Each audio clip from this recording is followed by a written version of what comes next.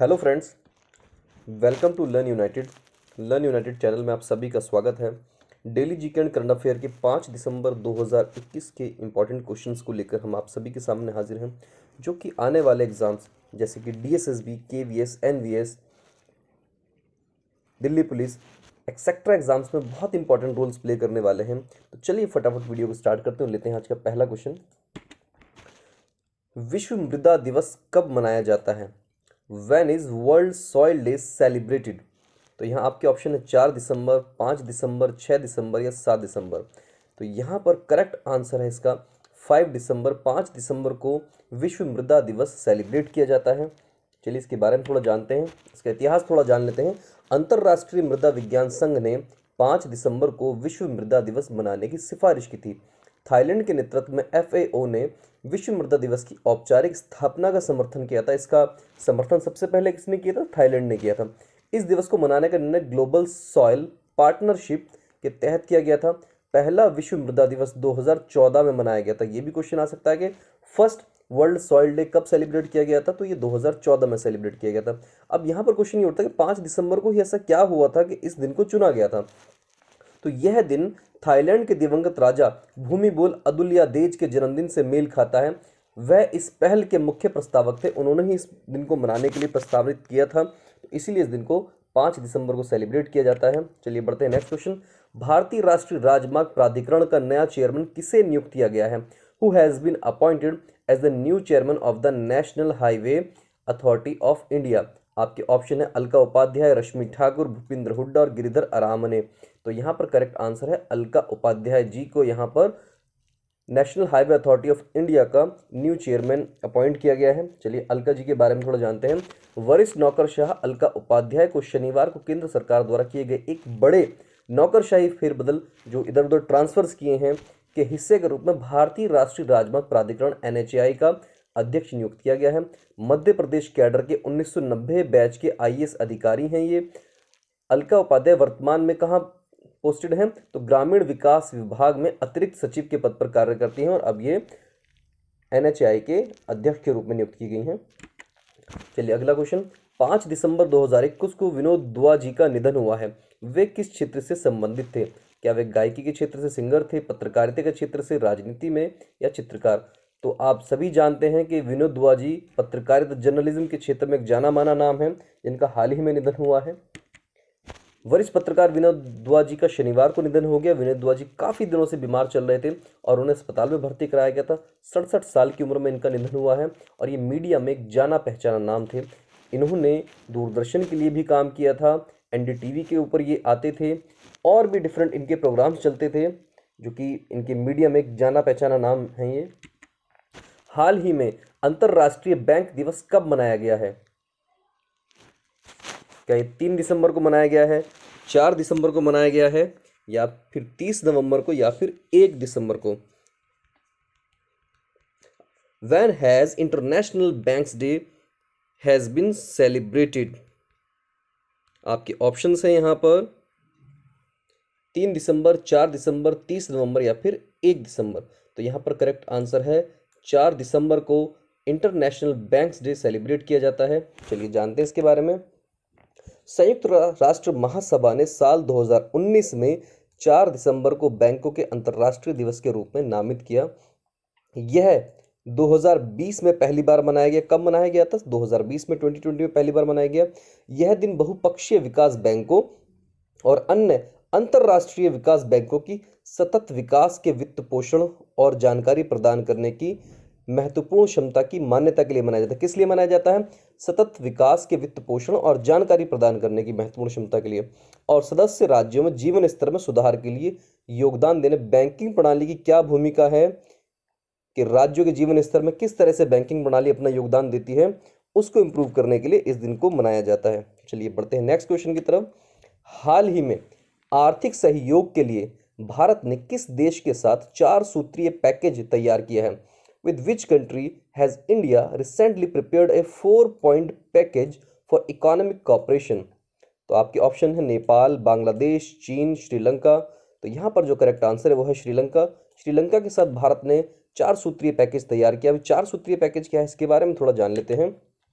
भारत और श्रीलंका ने आर्थिक सहयोग को गहरा करने और आर्थिक समस्याओं से निपटने में मदद करने के लिए खाद्य और दवाओं के आयात और मुद्रा विनिमय व्यवस्था को कवर करने के लिए लाइन ऑफ क्रेडिट सहित एक 4 सूत्री पैकेज तैयार किया है।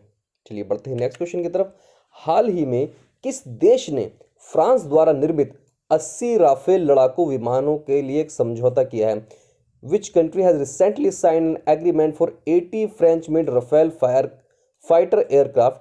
तो जापान ने किया है, संयुक्त अरब अमीरात ने किया है, चीन ने किया है, श्रीलंका ने किया है। तो यहाँ पर करेक्ट आंसर है यूएई, संयुक्त अरब अमीरात ने इस रक्षा सौदे को किया है फ्रांस के साथ में।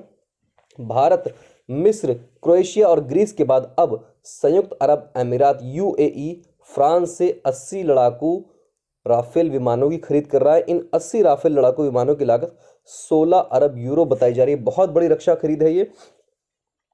चलिए बढ़ते हैं नेक्स्ट क्वेश्चन की तरफ।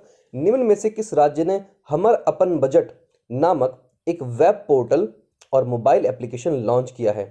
Which of the following state has launch a web portal and mobile application named हमार अपन बजट? तो यहाँ पर आपके ऑप्शन है बिहार, छत्तीसगढ़, मध्य प्रदेश और झारखंड।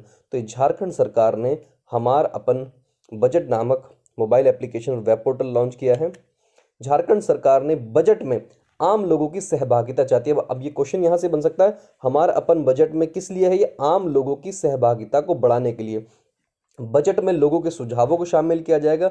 इसे लेकर हेमंत सोरेन सरकार ने सराहनीय पहल शुरू की है। झारखंड सरकार ने 2022-23 के आम बजट की तैयारी शुरू करते हुए पोर्टल और मोबाइल ऐप लॉन्च किया है और वित्त विभाग की ओर से तैयार किए गए हमर अपन बजट पोर्टल और मोबाइल ऐप के जरिए आम लोग भी सुझाव दे सकेंगे और उनके सुझावों को आम बजट में शामिल किया जाएगा। चलिए बढ़ते हैं आज के नेक्स्ट क्वेश्चन की तरफ।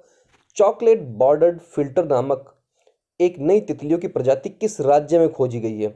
ए new species of butterflies named chocolate bordered flitter was discovered in which state? क्या ये असम में, सिक्किम, मिजोरम या फिर त्रिपुरा? तो यहाँ पर करेक्ट आंसर है आपका सिक्किम में ये चॉकलेट बॉर्डर्ड फ्लिटर नाम की नई तितली की प्रजाति खोजी गई है। चॉकलेट बॉर्डर फ्लिटर हाल ही में खोजी गई तितली की एक नई प्रजाति है। इसकी खोज उत्तरी सिक्किम के जोंगोंग में की गई है, जिसके बाद इसका वैज्ञानिक नाम जोग्राफेटस डोनजोगुएंसिस रखा गया है। यह सुनहरी पीले रंग की तितली है जिसके पंखों की किनारे भूरे रंग के व धब्बों वाले होती हैं। इन तितलियों की शारीरिक बनावट भिन्न होती है तथा नर की आंतरिक संरचना में भी अंतर पाया जाता है और इसका उल्लेख भारतीय तितलियों की वेबसाइट पर किया गया है, जिसका प्रबंधन national centre for biological sciences NCBS Bengaluru द्वारा किया जाता है। ये भी क्वेश्चन बन सकता है कि national centre for biological sciences कहाँ पर है? तो बेंगलुरु में है। चलिए बढ़ते हैं नेक्स्ट क्वेश्चन की तरफ। पाई का विद्रोह अभी हाल ही में चर्चा में था, सुर्खियों में था। ये पाई का विद्रोह भारत के किस राज्य में हुआ था? In which Indian state did the Paika rebellion take place? तो ये झारखंड में हुआ था, बिहार में, कर्नाटक या उड़ीसा?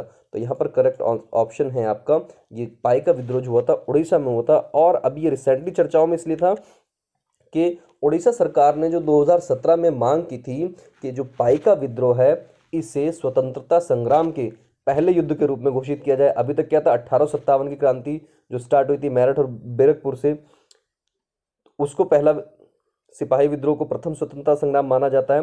लेकिन उड़ीसा सरकार ने मांग की थी कि भाई हमारे इस पाई का विद्रोह को आप पहला स्वतंत्रता संग्राम का युद्ध माने, बट इंडियन गवर्नमेंट ने इसको इनकार कर दिया, एक्सेप्ट करने से मना कर दिया। पाई का विद्रोह ओडिशा में खुदरा के पाइका लोगों द्वारा लड़ा गया था। इसका नेतृत्व बख्शी जगबंधु विद्याधर ने किया था। 1820 के दशक में अंग्रेजों के खिलाफ यह विद्रोह हुआ था और केंद्र सरकार ने हाल ही में पाई का विद्रोह को स्वतंत्रता के पहले युद्ध के रूप में स्वीकार करने से इनकार कर दिया है। 2017 में इसकी मांग उठी थी तो उसको अब इन्होंने इनकार कर दिया है। चलिए बढ़ते हैं नेक्स्ट क्वेश्चन की तरफ। फॉर्चून इंडिया द्वारा जारी भारत की 50 सबसे शक्तिशाली महिलाओं की सूची में कौन शीर्ष पर रही हैं? Who top the list of 50 most powerful women in India release by Fortune India? तो यहाँ पर आपके ऑप्शन है स्मृति ईरानी, निर्मला सीतारमण, नीता अंबानी, स्वामीनाथन। तो यहाँ पर निर्मला सीतारमण जो है वो शीर्ष स्थान पर रही। निर्मला सीतारमण को पहला स्थान मिला है, नीता अंबानी जी दूसरे स्थान पर रही हैं और स्वामीनाथन को तीसरा स्थान मिला है। तो इस तरह से फर्स्ट, सेकंड और थर्ड। चलिए बढ़ते हैं। कोनी जेती रोसैया जिनका हाल ही में निधन हुआ किस क्षेत्र से संबंधित थे? Konijeti Rosaiah who passed away recently was related to which field? क्या वो राजनीति से संबंधित थे, मीडिया क्षेत्र से संबंधित, शिक्षा के क्षेत्र में संबंधित थे, या नौकरशाही या ब्यूरोक्रेसी में थे वो? तो यहाँ पर करेक्ट आंसर राजनीति। तो कोनिजेती रोसैया जो थे पॉलिटिशियंस थे। आंध्र प्रदेश के पूर्व मुख्यमंत्री और तमिलनाडु के पूर्व गवर्नर कोनिजेती रोसैया का शनिवार सुबह 88 साल की उम्र में निधन हो गया। तमिलनाडु के अलावा कोनिजेती रोसैया 2 माह के लिए कर्नाटक के राज्यपाल भी रहे थे। कोनिजेती रोसैया आंध्र प्रदेश के सबसे अनुभवी नेताओं में से एक थे। यहाँ आप उनकी पिक्चर देख सकते हैं कोनिजेती रोसैया जी की। ऑबिचुरी से क्वेश्चन है, इंपॉर्टेंट क्वेश्चन है, तो प्लीज़ इन चीज़ों का ध्यान रखिएगा। चलिए बढ़ते हैं नेक्स्ट क्वेश्चन पर। हाल ही में दूरदर्शन के अर्थ स्टेशन का उद्घाटन कहाँ हुआ है? Where has Doordarshan earth station been inaugurated recently? तो क्या गोवा में हुआ, मुंबई में, गोरखपुर में, या गंजम डिस्ट्रिक्ट में? तो ये हुआ है आपका गोरखपुर में, उत्तर प्रदेश के गोरखपुर में हुआ है दूरदर्शन के अर्थ स्टेशन का उद्घाटन, और उत्तर प्रदेश का दूसरा अर्थ स्टेशन है ये। केंद्रीय सूचना एवं प्रसारण मंत्री अनुराग सिंह ठाकुर और उत्तर प्रदेश के मुख्यमंत्री योगी आदित्यनाथ ने गोरखपुर में दूरदर्शन केंद्र के अर्थ स्टेशन का उद्घाटन किया।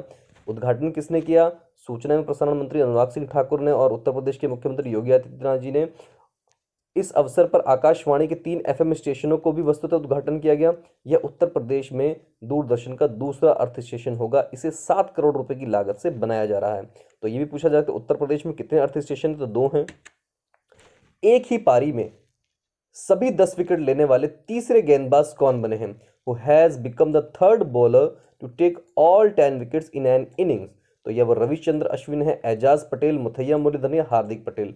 तो यहाँ पर करेक्ट आंसर है एजाज पटेल, जो कि न्यूजीलैंड के खिलाड़ी हैं, जिन्होंने अभी अभी ये कारनामा किया है और विश्व के तीसरे नंबर के बॉलर बन गए हैं, जिन्होंने एक ही पारी में 10 विकेट लिए हैं। यहाँ पर आप उनकी पिक्चर देख सकते हैं एजाज पटेल की। भारत और न्यूजीलैंड के बीच खेले जा रहे मुंबई टेस्ट मैच में इतिहास रचा गया है। न्यूजीलैंड के एजाज पटेल ने भारतीय पारी के सभी 10 विकेट झटक लिए हैं। इसी के साथ उन्होंने भारत के महान स्पिनर अनिल कुंबले जी इससे पहले कारनामा कर चुके हैं कि रिकॉर्ड की बराबरी की है। एक ही पारी में सभी 10 विकेट लेने वाले एजाज पटेल दुनिया के तीसरे बॉलर बने हैं। तो इससे पहले इन्होंने किसने किया है? ये इंग्लैंड के जिम लेकर और भारत के अनिल कुंबले ने अब तक ये कारनामा किया था, और अब थर्ड नंबर पर ये एजाज पटेल ने इस कारनामे को करके दिखाया है। तो आज के लिए इतना ही। वीडियो अच्छी लगी हो आपको तो प्लीज़ चैनल को लाइक कीजिए, सब्सक्राइब कीजिए और ज़्यादा से ज़्यादा शेयर कीजिए, और कोशिश कीजिए कि जितने भी कॉम्पिटिटिव एग्जाम्स की आप तैयारी कर रहे हैं उनके जो ग्रुप्स हैं वहाँ पर एक बार इस वीडियो को ज़रूर शेयर कीजिए, ताकि इससे ज़्यादा से ज़्यादा लोगों को बेनिफिट मिल सके।